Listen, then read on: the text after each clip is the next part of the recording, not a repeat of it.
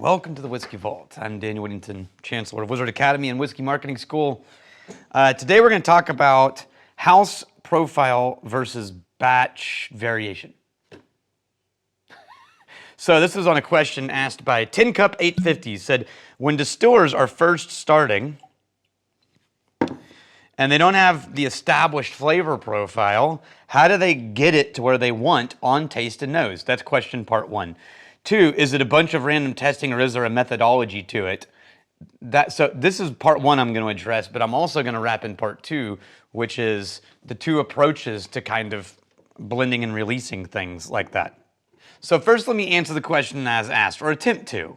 When someone is starting out, and I've heard all variations of this, so some people do just sort of like go to Kentucky, read a bunch of books, start a distillery, and start copying their heroes. And I've seen that turn out with various levels of success. You know, we distill this way at our distillery because this is how they do it in Scotland. And that's fine, but there's a lot of problems with that because those people are doing things you're not doing at a scale you're not doing and trying to solve problems you're not solving. Meet, consumer demand you don't have, things like that. They also have scale and they also have manpower. And so that can backfire. Like for example, I've had several craft distilleries I know say, I do these cuts because that's where they do the cuts at Bruichladdich, or that's where they do the cuts in Scotland, but they're living in Texas. And they're not going to get to sit on that whiskey for 12 to 15 to 18 years. They're going to have to release it at 2 to 8 to 10, right? And when you, as we've learned in the other videos, when you cut real wide, then you have to give yourself time for those things to all come together. If you know you're going to have a 3-year-old whiskey, you have to change your cuts based on that, right? And so sometimes people just mirror the heroes without realizing the context in which they're making things is going to alter all of those equations. Now, if you want to do it on purpose, there are certain things that intentional craft distillers can do long before you know what your product tastes like because you're just starting, but you can be intentional, right? So we know things about grain. You can go try other whiskeys that are made from certain grains. You can get a handle on what a higher rye tastes like or a higher wheat mash bill. You can sort of get a directionality on where you think certain mash bills are going to take you just by trying other consumer products. And then you can kind of pick your windows, maybe try a few variations here and there. Second thing is, we know how fermentation works, and we know, ooh, it smells good. We know that certain fermentations create certain things, right? So long fermentations go into those big, long, fruity, long congeners, and so on. And so if you know you really want to create a whiskey that's got a lot more of those fruity components, well, we know that that means you need to do long fermentations. So you can be intentional about trying to wrap those flavors in. We know what cuts based on how old and what things you do and don't want to keep in your whiskey. And so your type of still, you can make educated decisions based on your experience with how different cuts and different styles of stills have resulted in specific types of flavor profiles, right? So you can be intentional there. And then you can be intentional about your barrel choice because we do know things about how barrels work and how they impact the flavor. So at that level, when you first start, the best thing that you can do is try to be intentional about the directionality of the flavor profile that you would like to create. And that's almost as much as you can do until the point where you get your first 3, 4-year-old whiskey, 2-year-old, and you start to see whether your good theories are actually turning into the thing you want. And so if you get to 2 and you realize, I can't release this at 2 because X, Y, Z, but I want to be able to release 2-year-old whiskey, then you might need to go back and adjust your processes. So that pattern, that's the first, in craft, that's the first 10 to 20 years of your distillery. This is not a quick game, my friend. I remember talking to Balcones when they were 10 years old, and they were talking about still trying to get a handle on exactly what happens when they change this ingredient or use larger barrels or all of that? How does that change fermentations and cuts and all of that? And now they're 15 plus and they're still having the same conversations. How do we create this consistency, right? So that's part one. I hope that answers the question, but I'm going to lead that into part two, which is the difference between brand profile consistency and embracing batch variations, which is kind of the point of the title of this video. First, let's talk about Glenfarclas 12.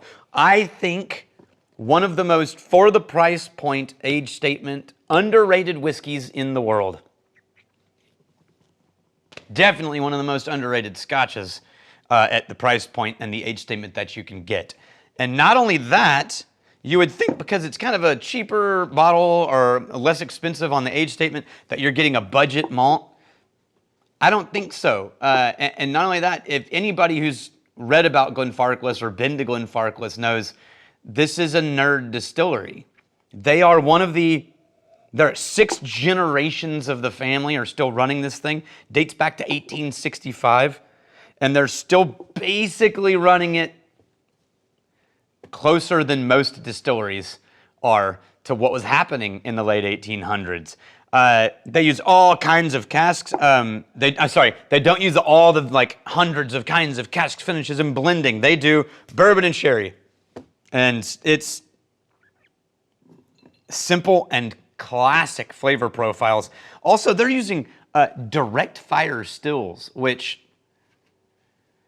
I don't know if you know your stuff, but like it is really hard to do direct fire stills because controlling the heat transfer and the gradual changes of temperature fluctuations, it's a pain in the butt, but that's how it was done in the early days of whiskey making, and they're still doing it.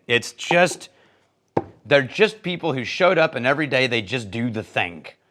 And there's just, I think, truly something to love about that. And that's why Glenfarclas has this, like kind of a sweet spot. Like I have a soft spot for Glenfarclas. They don't always make my all-time favorite whiskey. It is, the lower proof is 43, and it is kind of a simplified, but it is truly a classic Speyside, I think. There's your fruit and plum, that almost almond or amaretto, a little bit of vanilla custard. Yeah, it's classic. And it drinks gentle, but it's meaty. So it's fruit and it's all the sweet sherry cask stuff.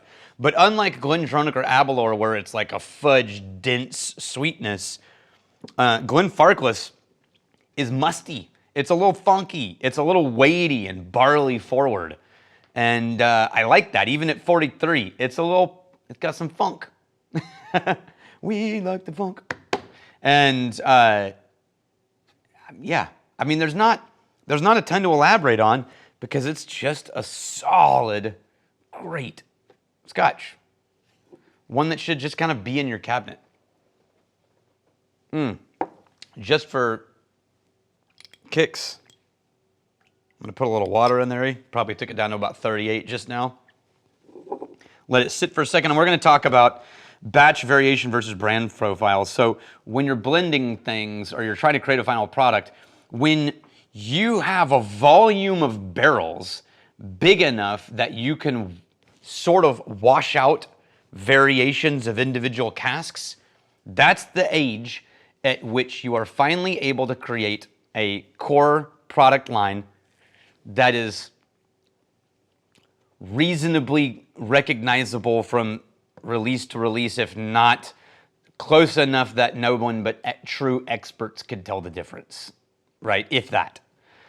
You are going to find it virtually impossible to tell the difference from one bullet release to the next bullet bourbon release, or from one Glenfarclas 12 to the next Glenfarclas 12, unless you put like 40-year, and this is what won't work with bullet, but unless you put like 40-year age gaps in and start looking at whiskey that released in the 80s versus a 2020.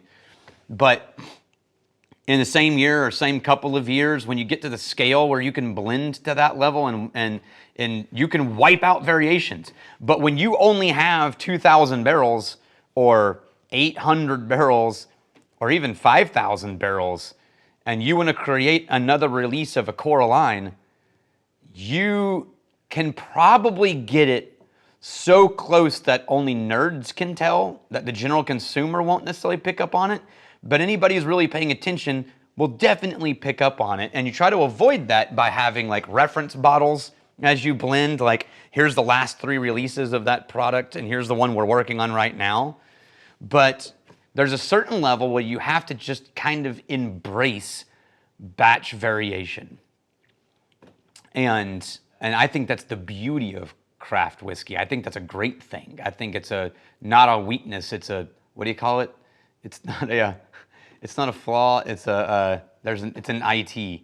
It's a perk, but it's a feature. It's not a flaw. It's a feature. That's what I'm looking for. And so I think that is also something that a lot of craft distilleries have to accommodate when they're starting out, is just embrace the idea that creating a true core line that tastes relatively the same from release to release, you're a decade out from that unless your production is so big that you're able to put down a few thousand plus barrels a year. And then you might be 3 to 5 years away from from brand release consistency. And that's the shortest version of that. So hopefully that answers the question, and hopefully that was interesting to you guys. Let's see. Water pushed the fruit forward, and it pushed the barley forward. It tastes a little more grainy. Now it's a little more vanillin and a little more grain. Still a great whiskey, man. It's a classic. But regardless, cheers to you. I'm really glad you're here. On this channel, we embrace batch variation. Not just from season to season, but also video to video. If that's your thing, then like and subscribe.